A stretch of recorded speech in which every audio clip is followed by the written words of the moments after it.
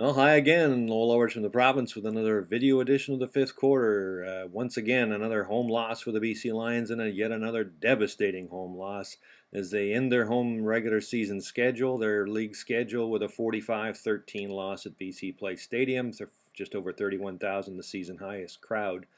Watching a game that basically had two predominant storylines, I guess. First of all, the quarterbacking that wasn't there. Casey Printers lasting 5 plays, Buck Pierce lasting 15 plays, and the Lions basically down to Zach Champion, who'd not played it down all year. Getting his chance and really not being able to do too much of it, largely because of the fact that the offense wasn't on the field very long. The defense was the other predominant storyline. They give up 165 yards rushing to our Key Whitlock, the rookie tailback for the Eskimos, averaging 8.3 yards a carry. The Lions giving up, once again, 260 yards along the ground to Edmonton. It's almost like the Eskimos just basically went to the game film room, looked at the Winnipeg game, and said, "Aha, that's how you beat this team." Um, very disappointing for the Lions, obviously. Um, I think the biggest question with this team certainly has to do as much as it has to do with the change in personnel and the injuries, of course, but the scheme in which this team operates fundamentally on defense obviously has some flaws in it.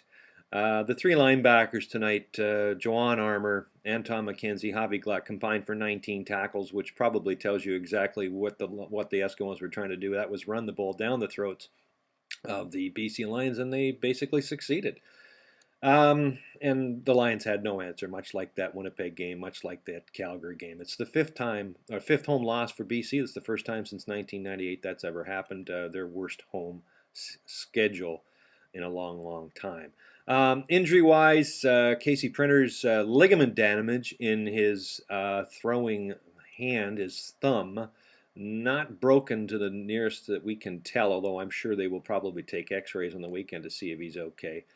Um, Travis Lulay, not cleared to play last week, but would be in a position to play next week should they need him. Buck Pierce, you would not think. Jarius Jackson, definitely not available for whatever lies ahead for this team. The Lions would have to rely on Casey Printers, Zach Champion, and Travis Lulay in a playoff game. That would only happen if the Lions are fortunate enough to have the Hamilton Tiger Cats beat the Winnipeg Blue Bombers on Sunday morning. That is all that's left for this team right now. The great irony, I would think, that Otis Floyd and Jamal Johnson have to basically prop up the BC Lions and help their team record a win on the road in Winnipeg, with Kevin Glenn coming back to play his former club, leading the Hamilton Ticats. That's all that's left for the Lions. They can only hope. They didn't have much hope after the game on Friday night. G. Roy Simon saying, once again, the story of our season, we didn't come to play. That was fairly evident.